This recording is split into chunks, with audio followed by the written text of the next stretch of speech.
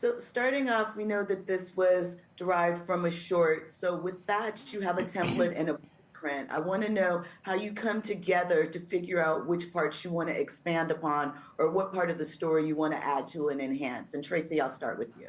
Yeah, I mean, honestly, what I thought Dwayne did so well in that original short was just like having them debate their blackness. I just thought it was really, really interesting. And then using that to be the basis of whether they die or not, I thought was like, okay, this is kind of a strange and interesting and quirky way into a horror. Outside of that, we had to kind of come up with what the movie was and like who the characters are and like why they're in this cabin, who the villain could be, and the villain was really important because we wanted whoever it was to be surprising, and then also the reason behind it needed to kind of thematically fit into the movie as a whole. So a lot of that stuff we took time to figure out, and then a lot of it, Dwayne and I just had a lot of fun putting up, ideas and kind of like going back and forth and figuring out what to do with it. And spades and a lot of other stuff that's so black that was in there, I just didn't ever think it was going to make it onto the screen. I was like, at some point, somebody's going to come in and tell us to take all this stuff out.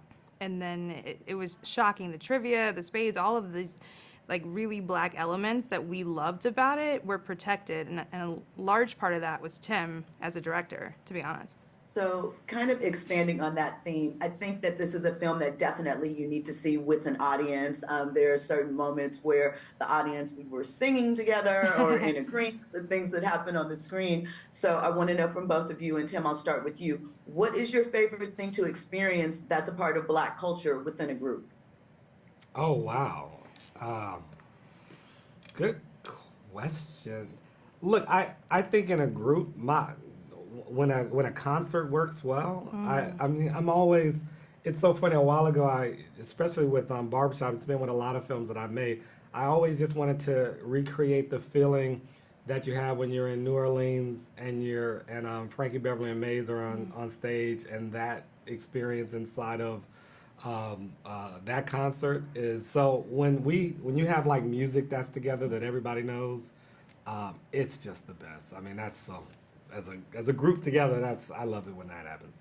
Mine is similar, but I would add dancing to that. But it was funny because the writers are on strike right now, and there was like a black picket like a couple weeks ago, and one of my friends just literally bought a boombox, and I was like, "How do you still have one of those?" But brought a boombox and had a picket playlist.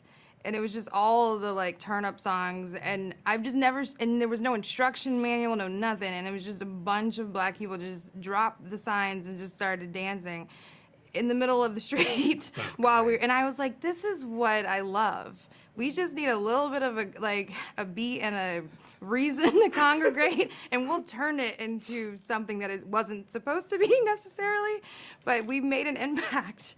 People really remembered our picketing because it turned into an impromptu dance like music concert. But I was like, I love us. It was a lot of fun.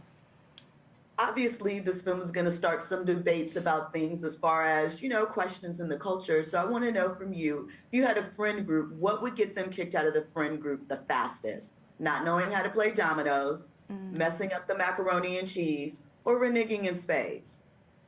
Oh, reneging. Yeah, reneging. Yeah. That's unforgivable.